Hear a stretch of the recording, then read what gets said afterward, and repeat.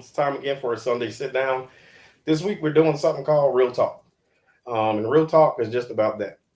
Um, First, let me first give honor to God, the author and finisher of everything of who I am and who we are. Um, we got a program tonight called Real Talk. That's what today is about, Real Talk. And I have to say this first. I am with the great Trey Snide and Next Door Radio. So this evening we're doing Next Door Radio. I'm gonna change this thing up every now and then. I think last week we were in my garage. Well, we were in my bar area at my house. I just came in from doing some stuff. This week we're gonna hit Next Door Radio, and I'm gonna change it around, go different places to be seen by the people. I'm still gonna make sure that we're gonna be in these communities. And again, it's just real talk.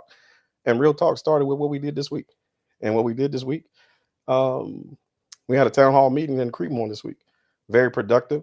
I think everything that people want to see or want to hear me say or answer questions, um, they were factual, articulate. But Miss Sally Ann Hobson wanted to give some information about what exactly the sheriff's office, what this election means to people. And she gave a presentation in reference to the history of the sheriff, all the way back to slave patrols in the 1800s to the current present day sheriff. And I was really taken back to how the office of sheriff came to be where it is now. Highs and lows, good and bad, but where we are. And that's real talk. And then we also had to do some things in the community. The Marine Corps birthday. We had parades last week. Yeah, the Marine Corps turned 250 years old, and we celebrated a lot of things. And we still have more to do. And that more to do is coming tomorrow. I have Falls Lake Academy. So Falls Lake Academy. I think I might have a technical issue. If you can go to Trey Snide's page, Next Door Radio page, you should be able to pick it up there. And you give me a second. We're gonna do a real quick adjustment. Hold 1 second.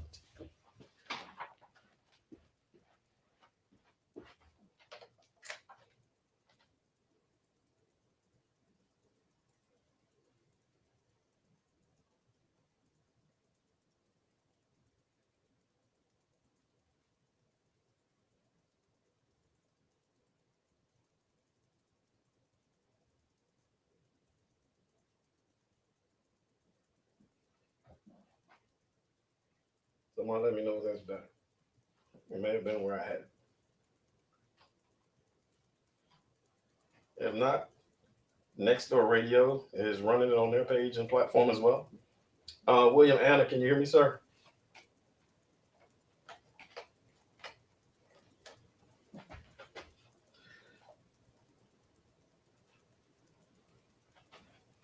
If that doesn't work, folks, go to Next Door Radio's page, and they will be able to hear it live there. But again, we had busy week. Tomorrow I have to go to a funeral of a falling officer at Wake Med. We also are feeding lunch for the state champions at Falls Lake Academy. And next will be to put together something for the South Granville boys football team. So we're going to do a lot this week to keep prepping and keep doing things. I think we got some town hall meetings coming up, swearing in some new deputies in the next few days. Um, we reclassified a lot of positions this past weeks to where we don't have but one captain, which is Mr. Eugene Harris. We've promoted lieutenants for every section. Every patrol should have about 7 people on their squads now. So we've expanded the footprint. I'm also in conversations to start a countywide SWAT team. We've had our first conversations with Creedmoor and Buckner. We have to have a conversation with Oxford in preparation for this countywide SWAT team.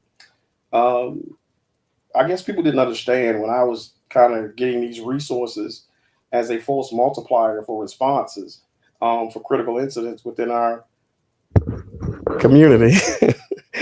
So I met with Chief Champion, Chief Wheelers, to where we are working on a mutual aid agreement or memorandum of understanding. So we have a countywide SWAT team. The resources that we have at the sheriff's office, every agency or municipality will be able to activate their own anything within their municipalities, and then we will act as support for them until they need us, because we want to continue to where we are self-contained and self-sufficient. When we have a response, we don't want to always have to call Durham to get things done. Our drone program is expanded, um, and we're just still doing the work. Um, and I just want people to know, real talk, um, where we came from to where we are, from our jail, patrol operations, uniforms, vehicles, the fiscal responsibility with our budget, the outdated weapon systems, um, having as many people sworn and certified within our agency, from the chaplains program to a lot that we do with our SROs. And I do want to address one thing. Um, there's only one assigned SRO to Granville Middle. The other SRO comes from the individuals I had sent to school earlier this year, and those individuals will spend one day a week at the school. So there is not two assigned one SROs at that school.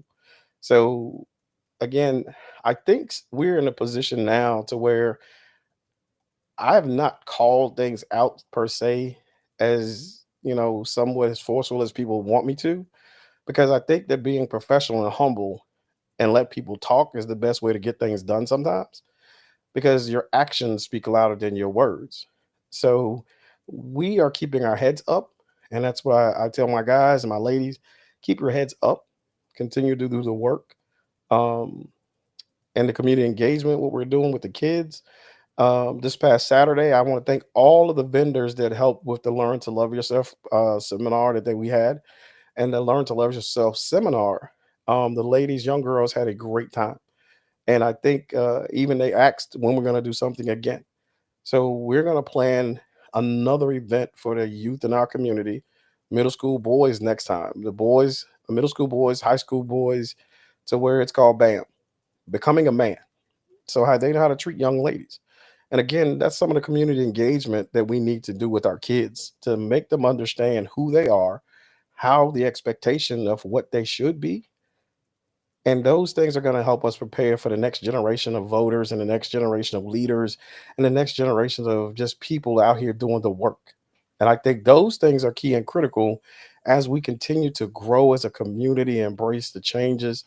And we're going to be part of that. Had some good infrastructure conversations with some community members in reference to patrol operations, the Salem Road. We've had some communications about looking at possibly talking to DOT about putting a stop traffic light out there on Salem Road and where the loop comes together. Because in the mornings, it's real crazy to get out of there. I will talk to the new chief, the interim chief of Oxford, to see how we can work together to maybe look at something out there. Um, and speaking of that, Pat Ford, I just want to say congratulations on your historic career as a woman chief of police in this area and what you did for the community. And a lot of people may not understand the commitment and sacrifices that you made to make sure things were done the right way. And again, it goes back to this. A lot of people say a lot of things about Pat or anything or relationships. And I tell people all the time, we stay in our lanes. If OPD asks us to come, we come. If Butner asks us to come, we come. If Creedmoor asks us to come, we come. But we don't infringe on anybody else's territory or municipalities. Just because the sheriff has the authority and the autonomy to do certain things doesn't mean it's the right way to do certain things. So I will continue to do things in a professional, positive way, and I will support when need to, but lead when forced to. So those are two different things. So we're going to continue to do it that way, and I'm going to continue to be in the communities. So um, we have a couple more things we got coming. I got to be Santa Claus. I got to be Santa Claus December. We have a bench press meet coming up in December on the 20th. We're raising funds this time. We're not raising money. We're going to raise for Toys for Tots, basically. We're gonna stuff the bus for the Boys and Girls Club. So we've already started receiving donations for our stuff the bus program, which in conjunction um, with Mr. Flag and his weightlifting team and his new vision. So we're gonna put on a weightlifting competition again, but instead of money, we're asking for new unwrapped toys so we can do a shop with the sheriff and stuff the bus for these kids because we want to continue to come, give back. And our food drives or delivery services, and I want to speak to this. We're in a food desert and some insecurities that are going on now with the SNAP programs and everything that's going on. So I took it as a thought process. How can we help our Aaron Christian International Ministries, ACIM, to deliver food to the people in their homes? So now the director ACIM will be like, hey, Sheriff, I need to get something to this address. My guys will be in their districts or in their zones and will go by, pick those things up, deliver them while they're performing their duties in their zone. So we have the county broken up into a north, middle, and south. And whatever address that ACIM wants us to deliver a food box to or boxes, I'm going to do it because that again is community service, it's public relations, it's knowing who these people are, and that's just the way we're going to do things. Additionally, our sex offender registry, our deputies are going to go and start checking. Most of the time, we did not. We stay within the confines of what the sex offender laws and statutes require. So we're going to do more. The deputies will do compliance checks, and we're going to make sure our community is safe. We're going to continue to build our platforms on everything for public safety. So from the SROs, from deputies and patrolling, our special operations unit, our canines, everything, our drone program. We had kids from the Web ROTC that are going to be coming in part of our drone program because they want to know drones. I think one kid is going into the military and he wants to be a drone operator. So, what's the best way to learn if we have all these drones in our community and within our resources to just go ahead and let them come out when they have time off duty and when they're out of school and just be with our drone guys so they can learn some of the functional responsibilities of what a drone looks like, how we do the heat signatures and those type things. Additionally, we're in conversations now with the flock camera systems to use asset forfeiture money to buy our flock cameras, our initial flock cameras, because the municipalities have flock cameras, but they're not stationed in the county. So I want to use asset forfeiture money. I'm going to be having conversations with our county commissioners to use asset forfeiture money to initially start the flock camera program and to put a couple up at some parks so we can make sure that we can keep an eye on our kids. And it's not for the overreach. And I know a lot of legal argument behind it, but we're only going to be able to record or go back and look at things that are recorded, not live and those things. So the user agreements, and I think Virginia is being tested on the constitutionality of the flock cameras.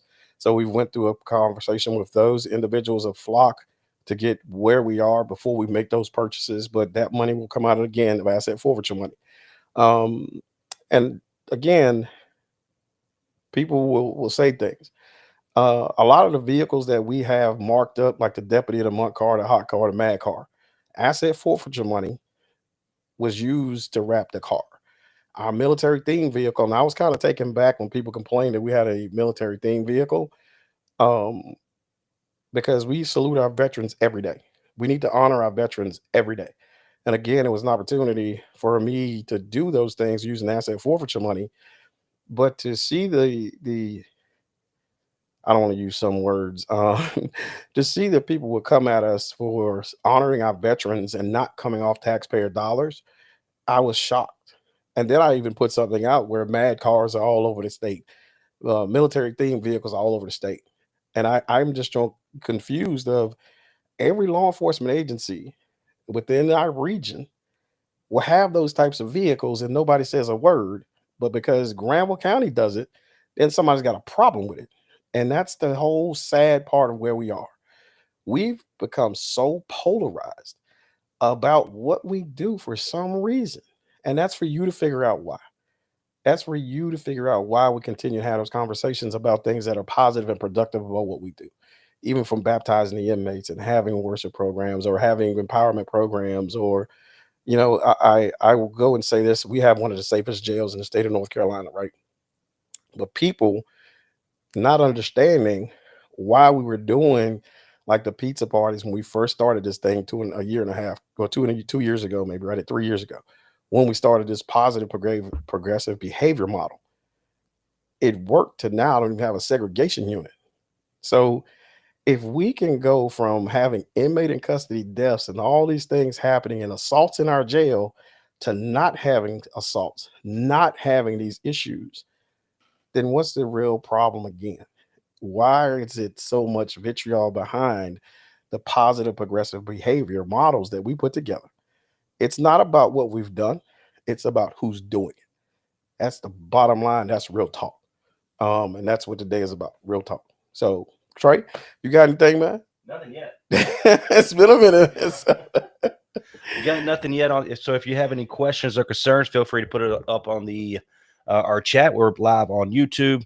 We're live on Switch, X, and TikTok, as well as Facebook. Feel free to shoot us a message. We'd love to kind of get your question out there. And I will say this, and every Friday when I have time, I go to McDonald's and have coffee with a young man in the community, right? And uh, a, a couple in there was like, "Hey, Sheriff, there's a bulldozer sitting on the road, and we think it's a hazard, and it's been there for a year or so." And I said, "Well, have y'all complained to the sheriff's office?" They were saying, "No, we talked to DOT um, about getting it moved." And I was like, "Well, hold on, let me call DOT." And I said, "Matter of fact, I'm going out there." So I went, saw it. I thought it was a road hazard. Called DOT. I called Fred's Towing, and then I think 2 days later the bulldozer was gone. The next time I went to have coffee on Friday, they was like, "You really got that thing moved?" I was like, "Y'all told me, asked me that's your tax dollars at work." And that's what we're supposed to do. Listen to what the constituents want and do those things.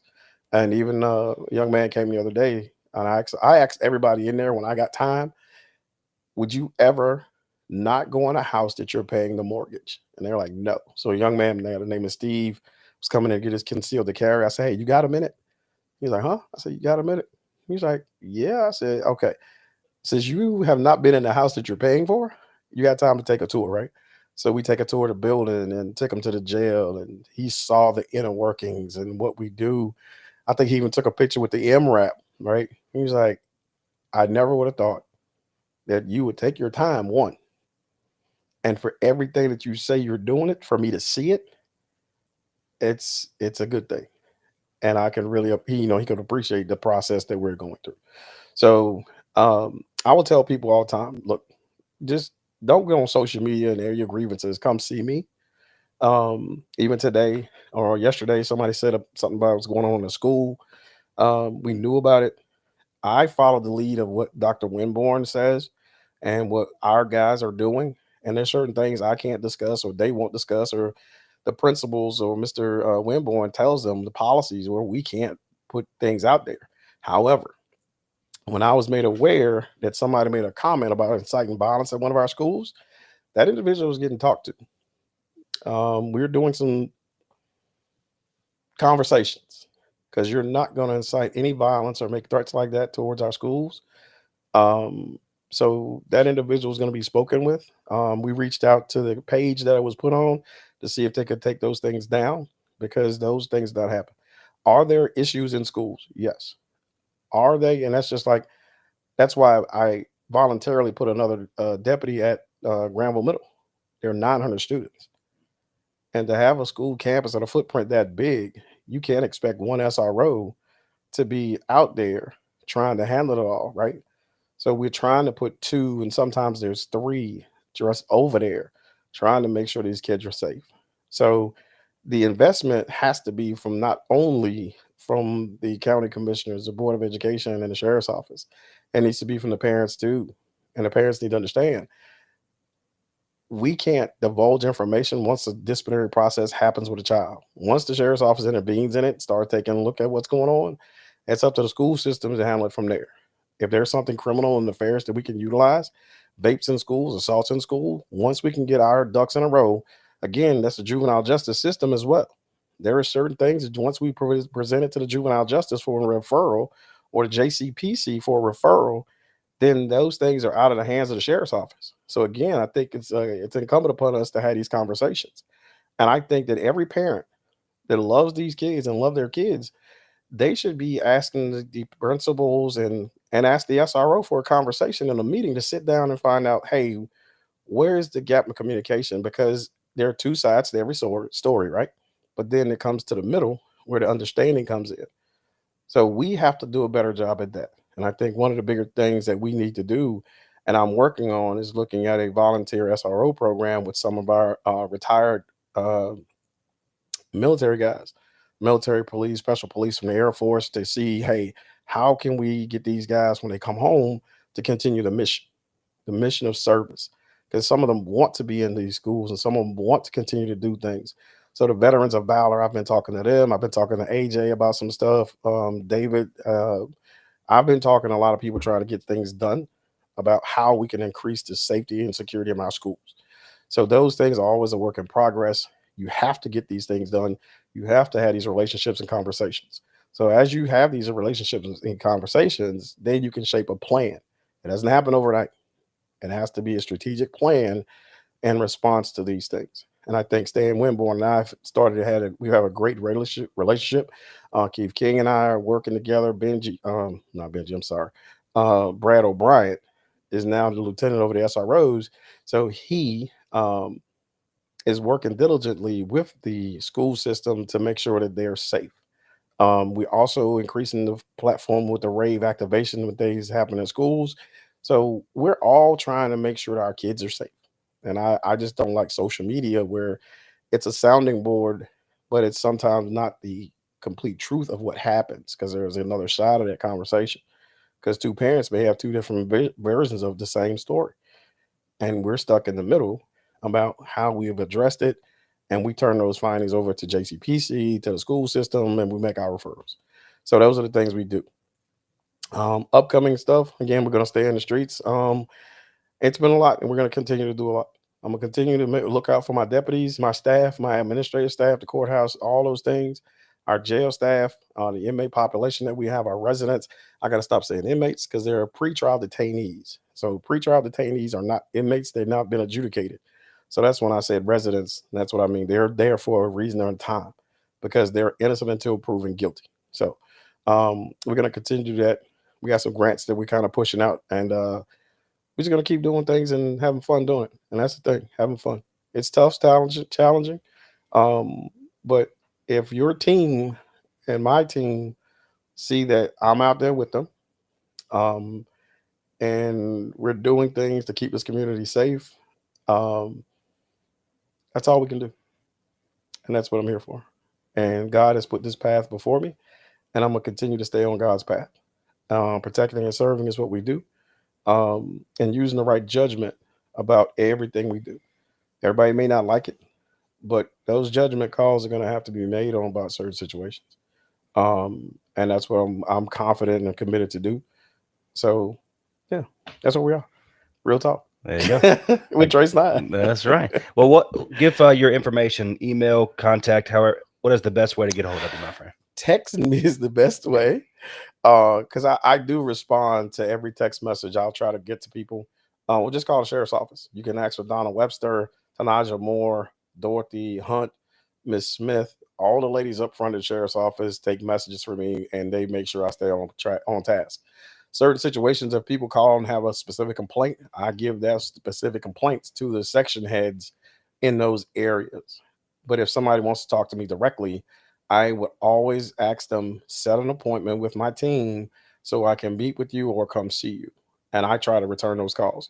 And I had, because we've been doing a lot, I was calling everybody who was getting their conceals at one time. And now I can't call people because of the fact I'm continuing trying to get things done for our team. We are in the process of, we have Carolina basketball has started. So our deputies are working at Carolina, doing security over there. Of course, they've been working at North Carolina Central. They've been working at the state fairgrounds. I'm trying to get a contract with A&T. I mean, not A&T, NC State, trying to work with them. And the state fairgrounds, we're trying to do everything I can. If I can't get the salaries where we need to be because of our budget situations, then I'm going to look for opportunities when my guys and ladies are off work, that they have opportunities first in the county to get those off duty dollars, and then outside of the county to where they can make extra money. And that's why people are coming here. A lot of people are coming here because of the fact it's not the salary, it's the leadership. It's the commitment to us doing the right thing. And it's the basis of principles that, hey, the sheriff is going to try to do everything he can to make sure your family's good and you're good. And I tell my team all the time, everybody, it's family first. And if I can help them in any way, it's their families first. This job comes second, because of the fact when we're not in these jobs, our families are still there for us. So that's why I treat our agency as an extended family, and anything that I can do for them, I will. If I can fight for more money for them, I do. If I can look for opportunities for them to make money off duty, I'm going to do that as well. Um, but we also have our core value and mission is to take care of the community. And that's our primary focus is the public safety of Granville County, and to work with our law enforcement partners internally. And we're going to be out there. So that's Trey Snide's night. He didn't ask no questions. So look, I'm gonna be doing these I'm not gonna do them every night, every Sunday, because a lot of things happen and my schedule is tight. And because of the holidays, I want to make sure that we're doing certain things. I got a ladies unarmed self defense class we're gonna start putting together, and we're gonna do more, and we're going to do it at our sheriff's office. So we're going to take these things and opportunities to be in the communities. We're going to do things that don't cost these communities money when they can come. These listening sessions we're going to continue. I think the next one Chase Parrott is putting together in the northern part, Stovall. I got a listening session that we're doing up there. And I have to say, Chase Parrott lost his grandfather. He was a Creedmoor police officer and a Granville County deputy sheriff. My condolences go out to him and his family again. He was funeralized yesterday. Sheriff Brame lost his brother. It was funeralized yesterday, so we were there. And then we had the, again, Learn to Love Yourself workshop yesterday, and then we had an event last night. So we're going to keep working. We're going to keep being in the communities. I'm going to keep doing what God put us before me. So if anybody needs me, 919-464-9880. Text me. Don't call me, because I'm not going to answer the phone, especially if I don't know your number. But call my ladies and my staff at the sheriff's office. If you have a problem or complaint of anything that happened in my jail, make sure you do the same thing. If your loved ones are in our facility, make sure that they know they can reach out to me, because every day I try to go through and walk through the pods in the jail to make sure that they are getting the same decency and respect as a person that's not in jail, because they're always somebody's loved one. And that's the way I look at it. Certain things I can discuss with the family, certain things I cannot, but I can tell you all is well with your child and your loved ones in our jail. And that's business I stand on. And we're going to do the right thing. And we've been working with probation and parole. They've been doing a great job what they're doing. All the relationships with law enforcement and within Granville County are strong. The partnerships are strong. I like to thank ALE and what we're doing with them, the Drug Enforcement Administration, what we got with them. And yes, I work with immigration. So don't believe that we don't. And we just had a conversation with somebody we arrested the other day about it. He's getting deported. So we do what we're supposed to, even with the immigration stuff. So that was a question that somebody had asked me: do I work with ICE? Yes. Border Patrol? Yes. And that's just the way we do it. I do it by the state mandate and laws that for the state of North Carolina. I just don't go serve administrative warrants. And there's nothing that we're going to get involved in, because if something goes wrong, I don't want the county to hold the bag for an administrative warrant that I don't supposed to serve anyway. So those are the things we do. I do follow the law as far as how we do things, as far as the state statutes. So anything you need, don't be hesitate to ask. I am going home. Get some rest. I got to get these kids lunch tomorrow. So Trey Snide, Next Door Radio, thank you. My team, my folks, thank you. My wife, my family, love you. I'm re-energized. So that might be a bad thing for some people, because once I start going, I go 100 miles and running. All right. So look, Granville County, I love you. Be safe, be blessed, and happy Thanksgiving if I don't talk to you guys until next time. Thank you. This has been the Sunday Sit Down Real Talk with Granville County Sheriff Robert Fountain.